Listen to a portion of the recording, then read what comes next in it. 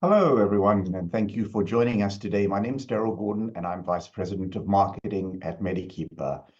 Some very quick rules. You've probably heard them if you've joined us before. We are recording the session and it'll be available afterwards on our website on demand. You'll be able to listen to it 24/7. We're scheduled to run 25 minutes today, and I'm almost certain we won't be able to get to everyone's questions. But please use the Zoom functionality for chat. You'll find it right at the bottom of the window, and we'll get back to you with any of your questions you've submitted that we weren't able to address. We are very proud of our educational webinars at MediKeeper, and we touched on really diverse topics such as burnout, wellness trends, wellness in the law. But today's topic is on the news almost daily. So introduce us to the session and to guide us through the conversation, I'm pleased to introduce Dr. Tyler Amell, the Chief Health and Strategy Officer at MediKeeper. Dr. Amell, we're looking forward to hearing what you have to say today. Thank you very much, Daryl, and good morning, everyone. I'm so pleased that you took time out of your busy schedule to join us here today for this intriguing presentation and discussion. So we are focusing in on GLP-1 agonist medications and helping to answer the question, are they all hype or are they truly revolutionary? Given the amount of media attention that we're seeing, it could really go either way these days. So with that being said, as Daryl mentioned, I'm the Chief Health and Strategy Officer at MediKeeper. I wear a few hats. So I am also on faculty at Pacific Coast University for Workplace Health Sciences, one of the only universities that's truly focused on workplace health and productivity. I also sit on WELCOA's Advisory Council, which is now, as some of you may know, under the auspices of the International Foundation of Employee Benefit Plans, the same group that now houses the National Wellness Institute, which is a board I used to sit on prior to NWI being part of the IFEBP family. And to round it out, I do sit on the executive board of the Work Wellness Institute as well. My LinkedIn credentials are there. Feel free to reach out. I'm very active. I promote a lot of evidence-informed practice when it comes to workplace health and productivity, particularly integrated workplace health and productivity. And my email address is there as well. So it'd be great to hear from you. As is customary here, I tend to provide a little bit of a snapshot of recent conference and webinar presentations, as well as what's coming down the freeway. Now, unfortunately, there's a whole bunch of sessions yet to be scheduled for June, July, August, and September, and even October at this point. So, the big ones, there's an event in San Antonio, IFEBP, in November. I'll be giving an in-depth session on healthy retirement, so the steps that you can take now to help you in retirement. And then I'll be speaking at the Health Benefits Conference in Clearwater, Florida in January. So that's a very popular conference. If you're going to be in the area, I highly encourage you to attend that one. I'll be giving a whole new session on return on investment and value on investment in wellness programming. So that will be quite interesting, I think, for everybody here. Now, on to the actual topic of discussion today, and that is GLP-1 agonists. And so we'll cover the foundation of how they work. There's a little bit of misinformation and disinformation out there, as there is with anything related to pretty much every topic, particularly science and health and medicine related topics. And then once we've set the table and provided a good foundation, we'll answer two questions. And that is, from my perspective, is there a role that GLP-1 agonists can play in your wellness programming? And then, is there any downside to including these types of medications in your overall health strategy? So the bulk of the session will be on the primer, the science, the medicine, so that you can demystify this concept for yourselves and the people that you work with. And then we'll get into where they fit in the grand scheme of things and looking at potential detractors. Now, this has been something that I've incorporated into a fair bit of presentations and discussions over the past couple of years. In fact, during the pandemic, I want to say in 2021 or so, I was giving a talk in New Orleans, and somebody asked me, what my thoughts were on semaglutide, which is Ozempic. And I mentioned that, well, it represents a big threat to the fitness industry and the diet industry, simply because the research evidence is quite compelling as to what can be done when these medications are used, at least in the initial phases. But they really should be combined with diet and exercise. So GLP-1 stands for glucagon-like peptide 1 agonists. So when you have an agonist, that's basically a medication that acts to augment something. In this case, it's a process that happens when you ingest food. So basically, GLP-1s are a class of medications that mimic the actual GLP-1 hormone, which is something that's naturally released. And it's released in the gastrointestinal tract in response to eating. Now, this isn't the only medication. There's a second class of drugs that may also lead to weight loss and improve blood sugar control, and these are called sodium glucose cotransporter 2 inhibitors. So again, massively long title. You can shorten it down to SGLT2s, and in fact, there's even another class of medications called dual GLP-1 or GIP receptor agonists. And the reason I bring up this one is you may be seeing things in the media around Manjaro, which is tirzepatide, which is there's two different flavors of that one, or variations on it. One used to treat type 2 diabetes, another to treat obesity and overweight. Now, typically, when these are injected, and that's what most of them are at this point, that there is one oral medication, but they're usually injected into the fatty tissue, which is a subcutaneous injection, either in your belly or your stomach, outer thighs, the upper buttocks, as well as the backs of your arms, and those are usually where you target. So for people who are afraid of needles, obviously this has an implication, but if you are moving towards the oral medication, well, that has changed things a little bit. A little bit of a primer here with regards to how they actually work. So on the left-hand side of the screen, you're seeing an overview of the abdomen. Obviously, the food goes in your mouth, ends up in the stomach here. You've got your liver on top. You've got your pancreas here, gallbladder. So if you ingest fatty foods, and let's face it, there's a lot of fat in a lot of the food that we eat.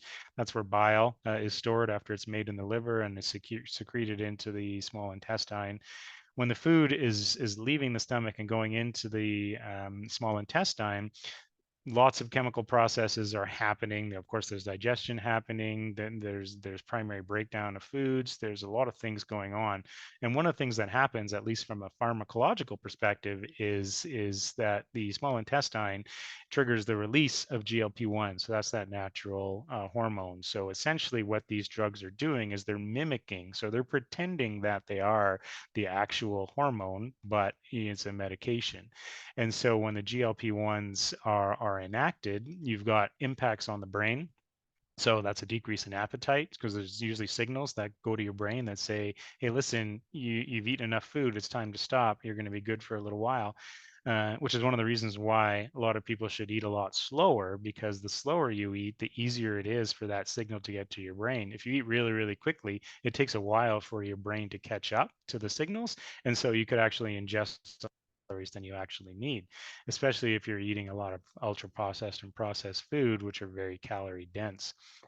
So you've got that mechanism of action happening, and you also have this notion of the GLP-1 inhibiting gastric emptying. So what's that mean is essentially the stomach is slower to release food into the small intestine. So you can see the implications of that. You're feeling full, but you're also having food being stored longer in the stomach than ordinarily you would, which has implications for the amount of food that you're eating.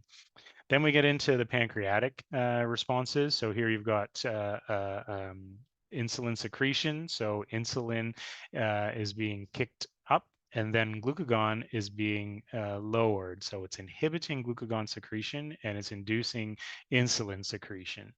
So what you have here are mechanisms that either promote the release of hormones into the blood to say, hey, listen, we need more blood sugar, or we have enough and we don't really need any more. So essentially what we have here is this medication coming in and causing these changes, which will allow people to eat less food and convince themselves that they do not need to eat more food. Plus, you can decrease the amount of glucose, the amount of sugar that is floating around in the blood, which we know if we look at type 2 diabetes, for example, there's imbalances there. And of course, that's something that we target with well-being strategies and prevention programmings, as well as chronic condition management and disease management. So there's a lot of factors going on here. So much so that these are the drugs that are classified as GLP-1 agonists. So, dating back to 2005 right on through to 2019. Now, Ozempic and Rybelsus are semaglutide, and these are ones that have been receiving an awful lot of attention as of late. Now, usually when we look at people with type 2 diabetes, the frontline drug is usually a drug called metformin. Now, the mechanism of action or the pharmacological impact of metformin is it helps to control the amount of glucose, so that's the amount of sugar in the blood. So it decreases the amount of glucose you absorb from food and the amount of glucose made by your liver. So that's how metformin works. And if you ever looked at the drug formularies and the utilization in your benefit plans, you know that there's an awful lot of people on metformin out there used to treat their type 2 diabetes. But it doesn't necessarily have the same impact as we see with the GLP-1 agonists, and that is they can actually decrease the amount of overweight and obesity that is seen in those populations. So if we look at the FDA approval cycle for Ozempic and Rybelsus, so either the injection or the pills, the tablets, they're approved. So this is primary utilization to lower blood sugar levels in adults with type 2 diabetes. Of course, in addition to diet and exercise. And then I highlighted this on the slide because this is quite important. And this is something that we'll see throughout the presentation. Now, Ozempic is also approved to reduce the risk of heart attack, stroke, or death in adults with type 2 diabetes and known heart disease. Because we know that where there's smoke, there's fire, and just because you have obesity or overweight doesn't necessarily mean that that's the end of the conditions. Usually, there's polymorbidities or comorbidities in place, so that's people presenting with a lot more conditions. And Wegovy injection, this one is approved to help adults and children aged 12 years and older with obesity or some adults with excess weight, i.e. overweight, who also have weight-related medical problems. And basically helps them lose weight and keep the weight off, in addition to diet and exercise, which again, we know is central to our approach. So this permeates through everything. We've got dual purpose. We've got on-label prescriptions and off-labels. And those of you who are in the space will know that on-label basically means the intended use of the medication. Off-label is when you get added bonuses or side effects, and people may be taking medication not for their primary purpose, but for the secondary purpose. And this is something that's quite important when we look at the GLP-1 agonists, simply because there's an awful lot of off-label utilization at least taking place now, and even awaiting FDA approval to augment and gain approval for those other uses. A really good example is a lot of the drugs that we use to treat anxiety and depression. So anxiolytic drugs or antidepressant medications not only help with mental health issues, but they also help with chronic pain. So that their off-label use, and in some cases even on-label use, is to treat chronic pain. So there's a few different reasons for that from a pharmacological impact perspective. Now, what you're seeing on the screen right here is a list of all the GLP-1 agonist medications, as well as the list price, the dosage frequency. So you can see the semaglutide in oral tablet form is Rybelsus. It's used to treat type 2 diabetes. And then the approved use. So 2 drugs are currently approved for weight loss, and that is Wegovy, so semaglutide, or another version of liraglutide. And the rest are all type 2 diabetes medications. Now, when you look at the cost, and these are current costs, of course, these do fluctuate a little bit based upon markup, but the type 2 diabetes drugs are a little cheaper than the weight loss drugs. And these, they're sitting at, let's say, 30, 35%, maybe even 40% more expensive than the type 2 diabetes drugs. Now, originally, all of these medications were used to treat type 2 diabetes. And over time, what we found was that these GLP agonists seem to decrease appetite and promote weight loss. And thus, we started doing research into this and found out, well, hey, listen, this actually works. So, you know what? Let's create a certain group of medications that are going to be used to treat weight loss primarily rather than type 2 diabetes. So these are typically used to treat people with BMIs greater than 30. Now, those of you in the space will know that you want to maintain a healthy BMI, and that's between 18 and 25. And BMI is a relationship between your height and your weight. Very simple to calculate. And if your BMI is above 25 but less than 30, you're classified as overweight, and then above 30, obesity sets in. So, we want to target those who have the most to gain by losing that weight and improving all those cardiometabolic factors that go along with that. So essentially, what we have here are these two specific drugs here to target weight loss, and of course, we're seeing these in a variety of different uses at this point in time. So the next logical question you probably have is, okay, well, why are people actually doing this? What's driving this utilization? Well, from an outcome perspective, we do see some pretty good results with regards to people who are taking these medications. If we look at liraglutide, it can lead to weight loss between 10 and 15 pounds, or about 4 to 7 or 8 kilograms in total. Now, semaglutide, when you're looking at that particular medication and adding in lifestyle changes, so this is primarily a change in diet first and foremost, as well as exercise, people can lose, upwards of 34 pounds, so around 15 kilograms, and versus around, 6 pounds or so for those who didn't use the medication in this particular block of studies. Now, these were actually used to obtain the FDA approval, so these are very well-regarded studies, good control groups in place, published in peer-reviewed journals, and so on and so forth. Now, if we look at Wegovy specifically, the standard dosage is 2.4 milligrams and injected.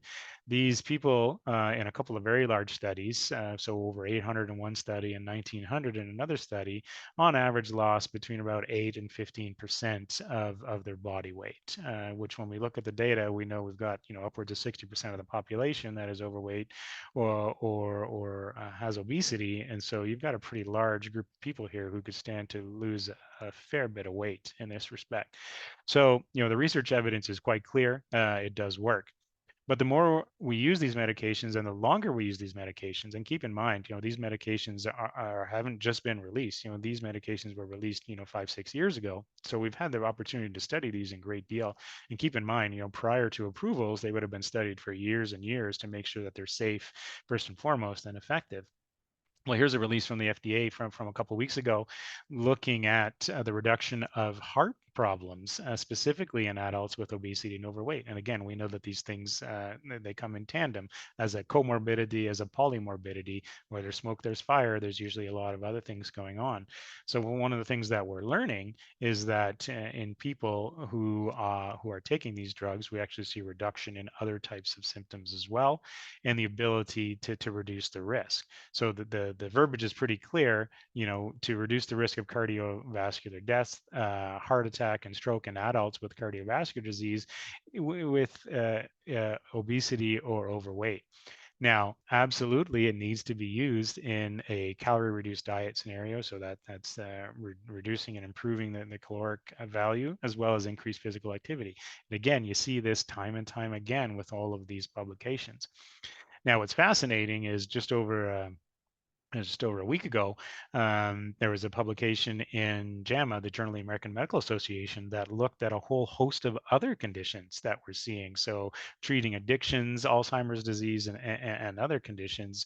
And so there's active research studies looking at these to determine whether or not these drugs actually have effects on other areas as well, which again makes sense because people with overweight and obesity tend to have a lot of other conditions, sometimes 4, 5, 6 other conditions. And so when you treat that obesity component, you're actually reducing the overall risk profile. Another good example is Mounjaro, which is one I mentioned before. That's a type 2 diabetes medication.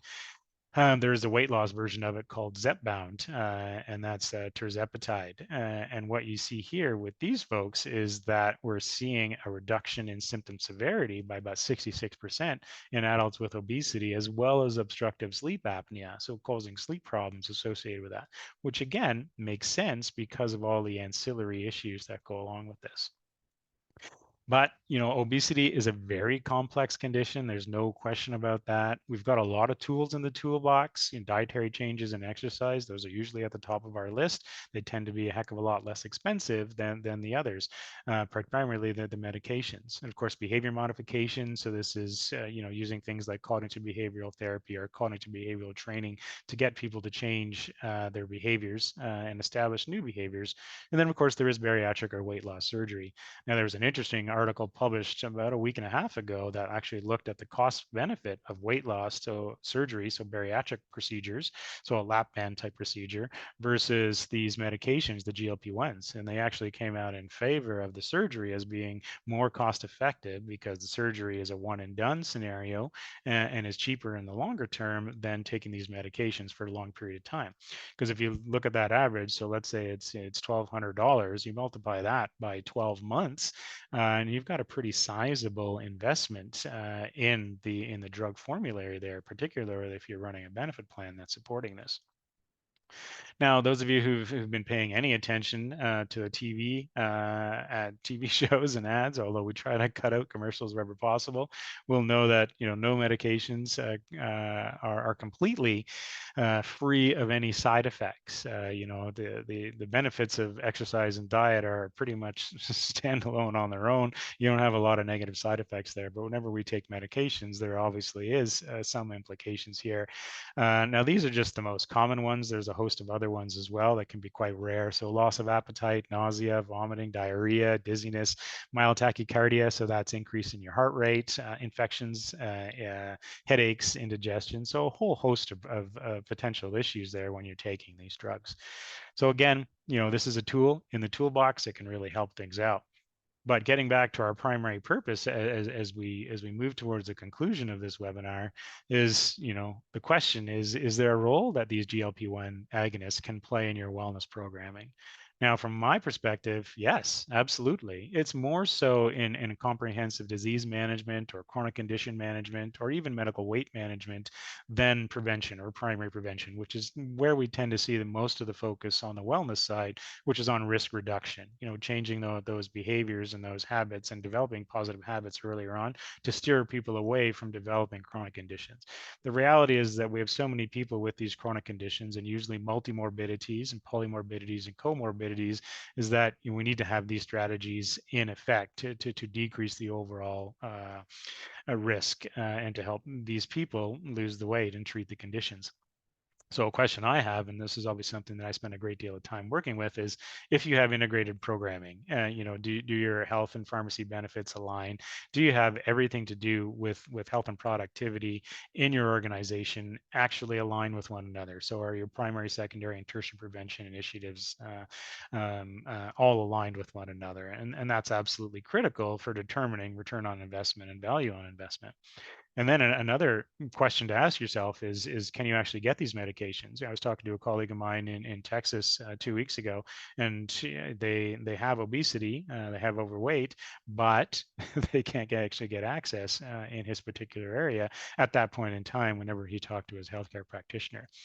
And it's also going to get a little worse because Medicare recently announced that Part D drug plans could actually start covering Wegovy for beneficiaries who have overweight or obesity and have a history of heart disease. So again, that's focusing in on a couple of those other things that we mentioned before.